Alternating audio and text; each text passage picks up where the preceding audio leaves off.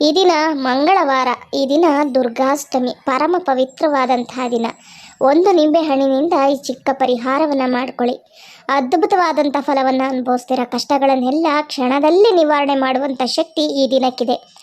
ಮಂಗಳವಾರ ದುರ್ಗಾದೇವಿಯ ವಾರ. ಮಂಗಳವಾರದ ಅಧಿಪತಿ ಕುಜ. ಕುಜನ ಅನುಗ್ರಹ, ದುರ್ಗಾದೇವಿಯ ಅನುಗ್ರಹ ಒಟ್ಟಿಗೆ ನಿಮಗೆ ಲಭಿಸುತ್ತೆ. ಈ ಒಂದು ಪರಿಹಾರವನ್ನು ಈ ದಿನ ರಾತ್ರಿ ನೀವು ಮಾಡ್ಕೊಳ್ಬೇಕು. ಸಾಯಂಕಾಲ 6:30 ನಂತರ ನೀವು ಮಾಡ್ಕೊಳ್ಳಿ. ಯಾಕಂದರೆ ಇದು ಸೂರ್ಯಾಸ್ತದ ನಂತರವೇ ಮಾಡ್ಕೊಳ್ಬೇಕು. ರಾತ್ರಿ ಸಮಯದಲ್ಲಿ ಅದ್ಭುತವಾಗಿ ಫಲವನ್ನು ತಂದುಕೊಡುತ್ತೆ. ಕ್ಷಣ ಮಾತ್ರದಲ್ಲಿ ನಿಮ್ಮ ಸರ್ವ ಸಮಸ್ಯೆಗಳು ಕೂಡ ದೂರವಾಗುತ್ತೆ. ಹಣ, ಅದೃಷ್ಟ, ಐಶ್ವರ್ಯ ನಿಮ್ಮನ್ನು ಹುಡುಕಿಕೊಂಡು ಬರುತ್ತೆ. ಮನೆಯಲ್ಲಿರುವಂಥ ಕೆಟ್ಟ ಶಕ್ತಿಗಳು, ಅಗೋಚರ ಶಕ್ತಿಗಳು, ದುಷ್ಟಶಕ್ತಿಗಳು, ಮಾಟ, ಮಂತ್ರ, ವ್ಯಾಜ ಯಾವುದೇ ಇರಬಹುದು, ಎಲ್ಲವನ್ನು ಹೊರಹಾಕುವಂಥ ಶಕ್ತಿ ಈ ಒಂದು ಪರಿಹಾರಕ್ಕಿದೆ.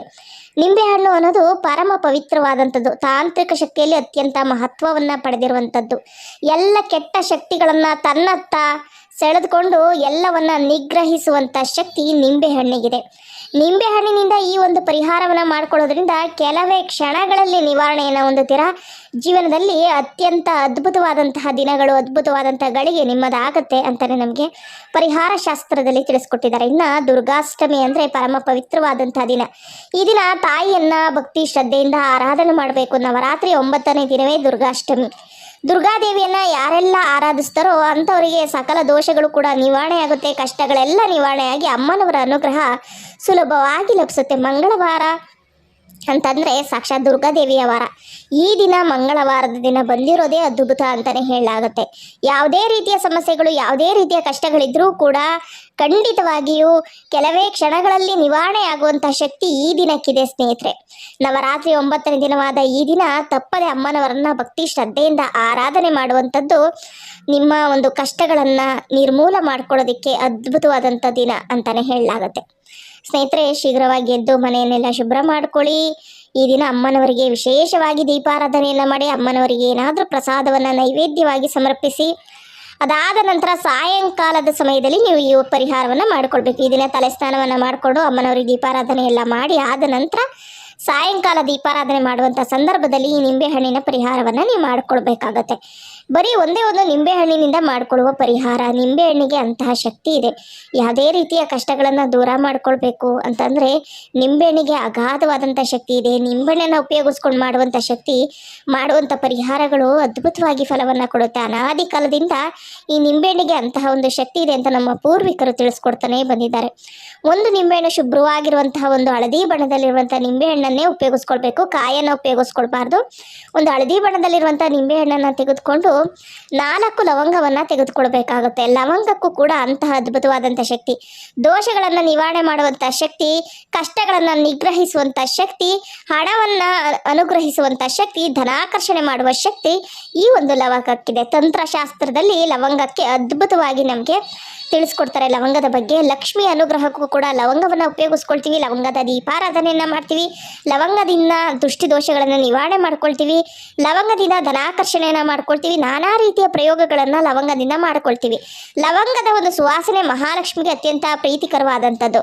ಲವಂಗದಿಂದ ದೋಷಗಳನ್ನು ಅದ್ಭುತವಾಗಿ ನಾವು ನಿವಾರಣೆ ಮಾಡ್ಕೊಳ್ಬೋದು ಅಂತ ನಮಗೆ ತಂತ್ರಶಾಸ್ತ್ರದಲ್ಲಿ ತಿಳಿಸ್ಕೊಡ್ತಾರೆ ಸ್ನೇಹಿತರೆ. ಇಂತಹ ಒಂದು ಲವಂಗ, ಇಂತಹ ಒಂದು ನಿಂಬೆಹಣ್ಣನ್ನು ಉಪಯೋಗಿಸ್ಕೊಂಡು ಈ ದಿನ ಈ ಪರಿಹಾರವನ್ನು ನೀವು ಮಾಡ್ಕೊಳ್ಬೇಕಾಗುತ್ತೆ. ಸಾಯಂಕಾಲ ಮನೆಯನ್ನೆಲ್ಲ ಶುಭ್ರ ಮಾಡಿಕೊಂಡು ದೀಪಾರಾಧನೆ ಮಾಡುವಂಥ ಸಂದರ್ಭದಲ್ಲಿ ಅಮ್ಮನವರ ಹತ್ತಿರ ಭಕ್ತಿ ಶ್ರದ್ಧೆಯಿಂದ ಈ ದೀಪಾರಾಧನೆ ಮಾಡುವಾಗ ದೀಪವನ್ನು ಬೆಳಗಿಸ್ಕೊಳ್ಳಿ. ತುಪ್ಪದ ದೀಪಾರಾಧನೆ ಆಗಿರ್ಬೋದು ಅಥವಾ ಎಳ್ಳೆಣ್ಣೆಯಿಂದ ದೀಪಾರಾಧನೆಯನ್ನು ಸಾಯಂಕಾಲ ಸಮಯ ಮಾಡಿ ಅನಂತರವಾಗಿ ಒಂದೇ ಒಂದು ನಿಂಬೆಹಣ್ಣನ್ನು ತೆಗೆದುಕೊಳ್ಳಿ. ಆ ನಿಂಬೆಹಣ್ಣನ್ನು ಕೈಯಲ್ಲಿ ಹಿಡಿದುಕೊಳ್ಬೇಕಾಗತ್ತೆ. ಕೈಯಲ್ಲಿ ಹಿಡಿದುಕೊಂಡು, ಅಮ್ಮ, ಈ ಒಂದು ಪರಿಹಾರವನ್ನು ನನ್ನ ಕಷ್ಟಗಳನ್ನು, ದೋಷಗಳನ್ನು ನಿವಾರಣೆ ಮಾಡ್ಕೊಳ್ಳೋದಕ್ಕೆ ಮಾಡ್ತಾ ಇದ್ದೀನಿ. ಸಾಕಷ್ಟು ಕಷ್ಟಗಳಿಂದ ನೊಂದು ಹೋಗಿದ್ದೀನಿ. ಕುಟುಂಬದಲ್ಲಿ ನೆಮ್ಮದಿ ಇಲ್ಲ. ಆರ್ಥಿಕ ಸಂಕಷ್ಟದಲ್ಲಿ ಬೆಂದು ಹೋಗಿದ್ದೀನಿ. ಆರ್ಥಿಕ ಸಂಕಷ್ಟಗಳು ನಿವಾರಣೆ ಆಗಬೇಕು. ಮಕ್ಕಳ ವಿದ್ಯಾಭ್ಯಾಸದಲ್ಲಿ ಪ್ರಗತಿ ಆಗಬೇಕು. ಕುಟುಂಬ ಒಳ್ಳೆಯ ರೀತಿ ಸಾಗಬೇಕು. ದಾಂಪತ್ಯ ಜೀವನ ಚೆನ್ನಾಗಿರಬೇಕು. ಯಾವುದೇ ಥರದ ಸಮಸ್ಯೆ ಇರ್ಬೋದು, ಯಾವುದೇ ದೋಷಗಳಿರ್ಬೋದು, ನನ್ನ ಆಸೆ ಆಕಾಂಕ್ಷೆಗಳು ಕೂಡ ಈಡೇರಬೇಕು ಅಂತ ಅಮ್ಮನವರ ಹತ್ರ ಭಕ್ತಿ ಶ್ರದ್ಧೆಯಿಂದ ದೀಪಾರಾಧನೆಯನ್ನು ಮಾಡಿ ಅಮ್ಮನವ್ರನ್ನ ದೃಷ್ಟಿಸುತ್ತ ಅಥವಾ ಫೋಟೋ ಇಲ್ಲ ಅಂದ್ರೂ ನೀವು ಮನಸ್ಸಲ್ಲಿ ನೆನೆಸ್ಕೊಳ್ಬೇಕು. ನೆನೆಸ್ಕೊಂಡು ಆ ಒಂದು ಪರಿಹಾರವನ್ನು ಮಾಡ್ಕೋತಾ ಇದ್ದೀನಿ ತಾಯಿ.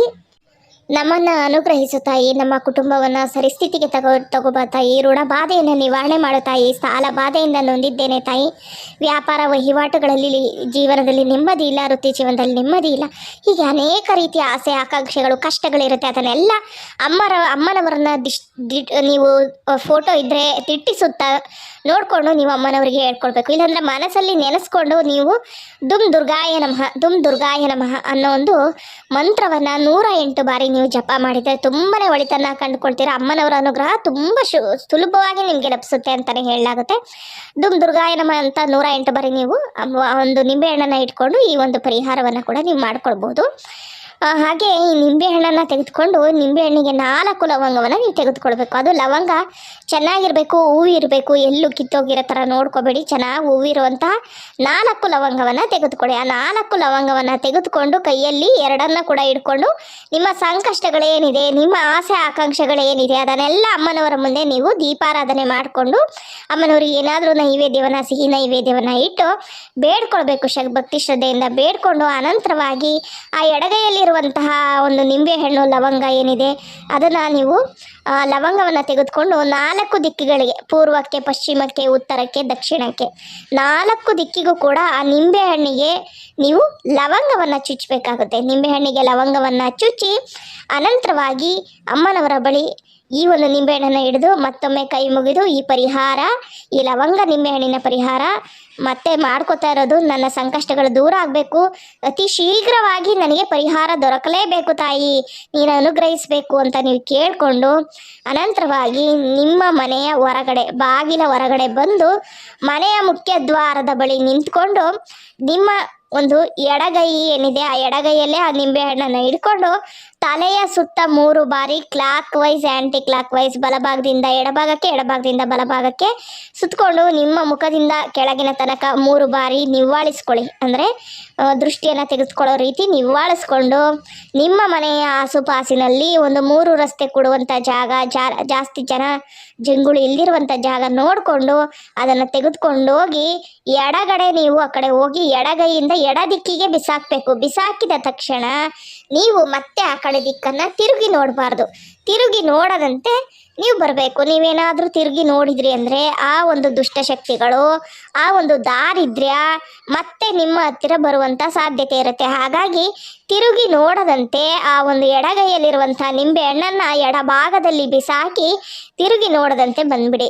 ಅನಂತರವಾಗಿ ಕೈ ಕಾಲು ಮುಖವನ್ನೆಲ್ಲ ಚೆನ್ನಾಗಿ ಶುಭ್ರ ಮಾಡಿಕೊಂಡು ಆ ತಾಯಿಗೆ ದೀಪಾರಾಧನೆ ಮಾಡಿ ಮತ್ತೊಮ್ಮೆ ನೈವೇದ್ಯ, ಧೂಪ ದೀಪ ನೈವೇದ್ಯ ಎಲ್ಲ ಮಾಡಿರ್ತೀರ, ದೀಪಾರಾಧನೆ ಮಾಡಿದರೂ ಕೂಡ ನಮಸ್ಕರಿಸ್ಕೊಳ್ಳಿ ಸಾಕು.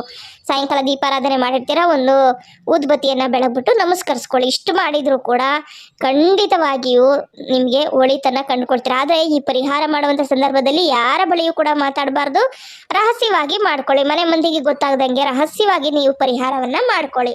ಖಂಡಿತವಾಗಿಯೂ ಜೀವನದಲ್ಲಿರುವಂಥ ಸರ್ವ ಸಮಸ್ಯೆಗಳು, ದೋಷಗಳು ಕ್ಷಣ ಮಾತ್ರದಲ್ಲಿ ನಿವಾರಣೆ ಆಗುತ್ತೆ. ಹಣ, ಅದೃಷ್ಟ, ಐಶ್ವರ್ಯ ನಿಮ್ಮನ್ನು ಹುಡುಕಿಕೊಂಡು ಬರುತ್ತೆ. ಇಂತಹ ಅದ್ಭುತ ದಿನದಂದು ಮಾಡುವಂಥ ಪರಿಹಾರ 100ಕ್ಕೆ 100ರಷ್ಟು ಫಲವನ್ನು ತಂದು ಕೊಡುತ್ತೆ ಅಂತ ನಮಗೆ ಪರಿಹಾರ ಶಾಸ್ತ್ರದಲ್ಲಿ ತಿಳಿಸ್ಕೊಟ್ಟಿದ್ದಾರೆ ಸ್ನೇಹಿತರೆ. ಈ ದಿನ ತಪ್ಪದೆ 6:30 ನಂತರ ಅಂದರೆ ರಾತ್ರಿ ಸಮಯದಲ್ಲಿ ಈ ಪರಿಹಾರವನ್ನು ಮಾಡಿಕೊಳ್ಳಿ. ವಿಡಿಯೋ ಉಪಯುಕ್ತವಾಗಿದ್ದರೆ ವಿಡಿಯೋಗೊಂದು ಲೈಕ್ ಕೊಟ್ಟು, ಹೊಸಬರಾಗಿದ್ದರೆ ಸಬ್ಸ್ಕ್ರೈಬ್ ಮಾಡ್ಕೊಳ್ಳಿ. ಧನ್ಯವಾದಗಳು.